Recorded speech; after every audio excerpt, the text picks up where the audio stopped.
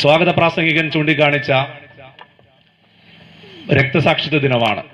ഭാരതത്തിന്റെ രാഷ്ട്രപിതാവ് മഹാത്മാഗാന്ധി വെടിയേറ്റ് മരിച്ച ദിനം, രക്തസാക്ഷിത്വ ദിനം.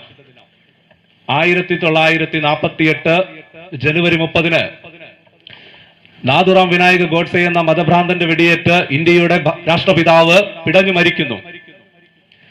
ഓരോ വർഷവും ആ ദിനം നാം ആചരിക്കുമ്പോൾ നന്മയുടെ പ്രതീകമായി നാം ഉയർത്തിക്കാണിക്കുന്ന മഹാത്മാഗാന്ധി വെടിയേറ്റ് മരിക്കുന്നത് നാം ആചരിക്കുമ്പോൾ, മറ്റൊരു വശത്ത് തിന്മയുടെ പ്രതീകമായി നാഥുറാം വിനായക ഗോഡ്സെയും ഉയർത്തി ഓർമ്മയിൽ തെളിഞ്ഞു നിൽക്കും എന്നുള്ളതാണ് ഈ ദിവസത്തിന്റെ പ്രത്യേകത.